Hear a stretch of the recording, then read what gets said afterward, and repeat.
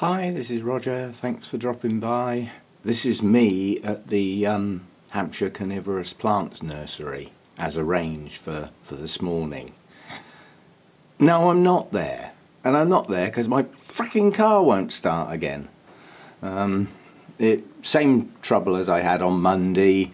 On Monday I managed to, well, I thought I'd fixed it, but the problem's come back again and what I tried on Monday didn't work. So the man across the road who does cars is going to take a look at it today and see what he can find out. He's got the computer diagnostics thing, so he can plug that in and see what it says. But I sort of told him the symptoms. I even showed him the symptoms last night, and he scratched his head, which is a worry. But, you know, that's the thing. Mechanical things can go wrong. You know, I think perhaps it was made by the same people that made my pH meter. I don't know. Anyway, that is a problem to be resolved, but it's messed my Saturday up. Stuff happens, you just have to, well, I won't be going anywhere today. It's a miserable day, it's drizzly, it's raining, but the one thing it isn't is cold. But it will be again tomorrow. Cold's just sounds like it's going to set in for a bit. After today anyway. It's got rain and misery today. As a consequence of not being able to do what I'd planned to do, I've now got a day stuck indoors. I don't do rain. You know, rain is for looking out of windows at, not for being in. Yeah, so I'll sit and look out the window. I should probably have to go and stand by my car while the guy's looking at it and get wet. Anyway, hopefully he doesn't mind the rain. I've seen him out there underneath cars in the pouring rain, you know, so oh, that's his thing, that's what he does. This is my thing, this is what I do. I was going to say in the warm and dry, but it ain't very warm in here again today. 17 degrees at 91% humidity. Hopefully I'll, you know, the milder air outside, if it brightens up later, I'll get a bit of heat, which every day that I can get some heat in here helps. And if the sun's out, the light level helps. Every little bit is to be taken advantage of. But as I've got a day in that I hadn't planned for, I'm going to do work. I'm going to go through my notes, looking at each plant and update the actual description notes, because I haven't done that for ages, quite honestly. You know, things like how well it's doing, new growths not doing so well, you know, going downhill fast, all those sorts of things. And as I go along, there are certain plants I've got in my head that are not doing as well as they perhaps could be. It might be in my mind, I don't know. But I can take each one of those plants and go and look them up and get a refreshed view of the conditions they're supposed to be in. And then just see if I can adjust something, you know. So, you know, a little bit of work to do, relieve the boredom. I've got nothing to water out here today, absolutely nothing. I mean, everything that used to be daily is now every other day, and those got done yesterday, so they don't need doing today. The pots haven't long been watered, they don't need doing. The whole thing is just slowing up quite dramatically now, so there's less to do out here all the time. Now some people might see that as a bonus, but you know, looking after my orchids is what I enjoy. And yes, I enjoy just looking at them, but I also like doing things. It's a big package, if you know what I mean. Just standing looking at them, you know, I could go to a nursery and do that, or go to a show. These are mine, you know, I like to look after them. I like to be doing things. There's a few things could do with repotting, but in my mind it's just the wrong time of year now. I don't want things disturbed in what is a stressful few months.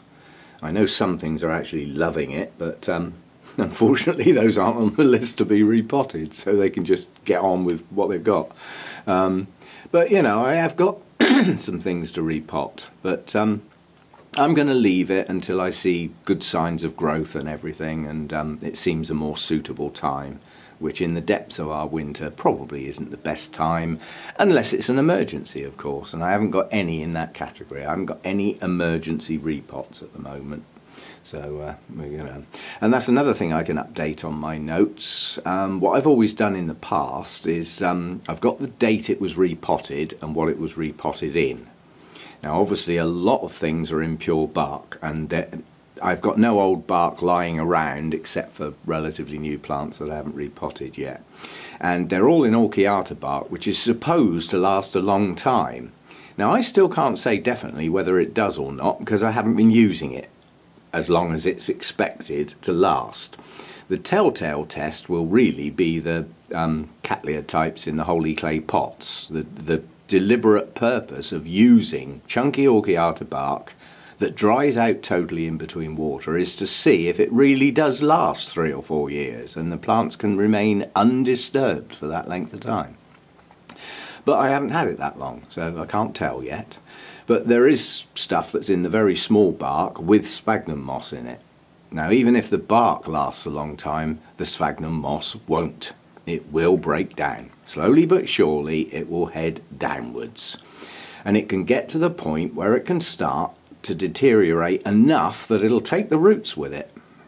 So I'm going to also go through my notes today, have a look at the date last repotted, what it got repotted in, and effectively change the colour of any that are coming up to their time when I think perhaps the media ought to be refreshed. Now, I won't be doing it now.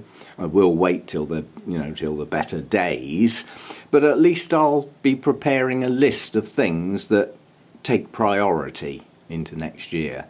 And the other thing I've just done is had a look at my Orchiata bark stocks. They're getting low, more expense. But I need to have a chat with the person I get most of my supplies from, Peter White, because he's now got a new type of bark. If he's selling it and I can have a chat with him, he'll say, I know him well enough, if he says, oh, this bark's not bad, it's not as good as the Orchiata, but then it's half the price. That might do. And it would certainly do for ones that are not going to stay in their pots for donkey's years. Ones where I know a repotting regime is necessary because it's going to get some moss added and things like that. Or it just stays constantly moist. Things like that break organic media down faster. So I'll have a chat with him and see what this new bark is like that he's got. And see what he thinks of it. I don't believe that guy would sell something purely for profit. He's an orchid guy. He's in the orchid world, well-respected figure, and he sells orchid supplies. And at some of the shows he sells orchids as well, but he openly admits he's bought them in. He'll tell you. If you ask him about the orchids, he'll just say, well, I don't know, I only bought it last week. So he's a good guy. If he says this other bark is pretty good stuff, then I may get some of that as well. We'll see how that goes, but I'm always open to change. I don't believe I get stuck in my ways. That's why I watch the YouTube videos and do research and things like that. I don't want to become one of those that is stuck in their ways and believes their way is the only way and the right way. I don't ever want to become that person. I always want to be open to suggestions. Okay? So that's just me. I have a very open mind. I mean, you go back 10 years and, if somebody told me, oh, you can actually grow orchids standing in water, I'd have laughed at them. Well, I'm not laughing now, am I? Anyway, that was a giggle, I suppose. Anyway, I just wanted to show this while I'm here, because this is only going to be a quick sort of chat. What I'm hoping to be able to do is film that Cattleya now. The light's not very good, but I've moved it so that it's the blooms themselves are up near the roof, so there should be more than enough light to film that bloom. And I'm going to go and get a snapshot of what this bloom looked like when it first opened. Boy, is that a colour changer. And I'm pleased, because I must admit, when it opened, I thought, it's not as good as I thought it was going to be. I did look the picture up when I bought the plant, and the picture I got was not the bloom that opened, but it is now. So it's a colour changer. The depth of the magenta has increased dramatically. So I'll see if I can cut in a picture of what it looked like when it first opened. It's a much nicer bloom now. And I'm not standing on a chair to see if it's fragrant, and I doubt if it would be today anyway. It's so dull out here. While I'm at it, we've got to keep going with this. This Vanderbloom is probably heading up towards its full size now. I've been doing this sort of every chance I get. Yeah, I don't think that's going to increase in size much more. And I will say that on this spike, it hasn't got anywhere near the purple flush it had last time. So it's a different spike. But I'll tell you something that is very unusual. Look at the nature of the spike. Yeah? You get a bud coming out every so often. Well, what about that then? It's pushed two out from the same place. I've never seen that on that type of Vanda before. Yeah? Normally it just does its blooms, not alternately, but somewhere along those lines as the spike progresses. Well, that one's pushed two out of the same place. It means one of them's upside down, but I'll live with that. Anyway, they're all open now, and this should last a nice long time. The big blue one up the back there has got pegs on it. I like the idea so much on this white one to arch the spike down and keep it off the roof, that I'm doing it on that one, because that one was starting to extend a little bit too close to the roof for my liking, so I've pegged it. Some people call those closed pins, I believe, but they're called closed pegs here. Just that little bit of weight will slowly just bring that spike down a bit so that it doesn't actually touch the roof. So we're trying that again. Well, it worked on the white one. Right, I'll leave it at that. This was just a chatty one to say why I'm not at the Hampshire Carnivorous Plants nursery getting my peat for my Deesa. I phoned the guy up and let him know I can't come, in case he was going to the nursery specifically to meet me. That wouldn't be fair. So I've let him know I've got a car problem, and I'll phone as soon as I know my car's okay. I'll phone him again, find out sometime next week when he's definitely going to be there, and arrange to go, and then we'll sort of go from there. But literally the instant I get that peat, I must repot that Deesa. It's already 2 weeks past the point I was told was the best point. Yeah, and the longer it goes on, the less reliable the repotting is going to be. You know, there just is a best time to do those because of the nature of the way they grow. So it'll be a, you know, literally come home and get on with it. I'm dreading it. I really do not want to kill that Deesa. I really do want some more Deesa blooms next year. But still, we shall see. Anyway, just a chatty thing. Oh, and another thing, I'll add this on. You don't have to play along with this, but if you're interested, it might be a bit of fun. Those of you who use the Creator Studio to create your videos or have access to it and actually produce videos, you can get at the analytics. Yeah. The default on the analytics is the last 28 days. If you don't post that many videos, you might want to change that and make it 90 days or something, just to see. And what I'd like others to look at is, I have mentioned the Ukraine before,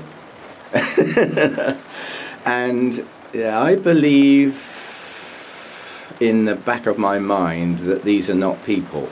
There's some sort of electronic, robotic sort of thing going on. But to prove the point, if others care to want to have a look, go into the analytics, go down the list and you'll find likes and dislikes, get that page up, and then part way down that display you will see a banner heading with the word geography. Now if you click on that, it basically shows your likes and dislikes by country. Go down and have a look and see if you've got dislikes. I hope you haven't. And I mean, you know, they're not really something you can do anything about. It's not normally that you've done a bad video. Often it's somebody who disagrees with perhaps something you've said. and they've used the dislike button instead of putting a comment in saying what they think, you know, which would be a much better idea. But anyway, I have a predominance of dislikes from the Ukraine. The most I've ever had on a single video is 6. Now, those were the only 6 on that video. Normally it's 1, 2 or 3. Yeah? And as it's raining at the moment, do you know what springs to mind? I don't know how many of you can remember the old Pink Panther cartoons.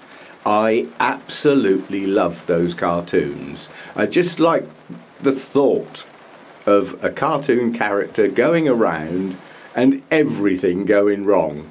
You know, I can remember one, they just little short snippets often, you know, where he goes out with his shears to prune his roses, you know, and he snips a rose and him and the whole world fall down and the rose stays there. It's just the sort of thinking out of the box type stuff that makes me giggle. And I love the theme tune. I absolutely love the theme tune.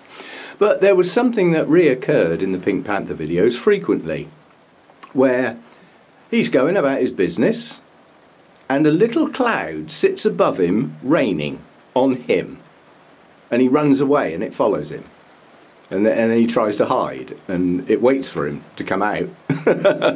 And quite honestly, in my mind at the moment, I wish one of those little clouds to follow these people around in the real world and make your life not so pleasant. Because that's what you're doing to other people. Yeah? So to all those in the Ukraine, if you are real people, and I'm beginning to doubt that, have a rainy day. Yeah? Have a rainy day. And another one tomorrow. And another one the day after. Get some of your own back. Anyway, you may not want to even bother looking at that, but I'm just curious to find out if it's just me or if it's others as well, and if it's real people. Yeah? Because I've got a feeling it's not real people. Anyway, that's a bit by the way, and totally irrelevant really. And I'll see you next time. I really don't think there is anything else to film today, because I'm not going to be doing anything out here. As I say, it's a notes day. It's a research and a notes day, looking out the window at the miserable weather, hoping to see the man come and fix my car in the not too distant future. So, see you next time. Bye for now.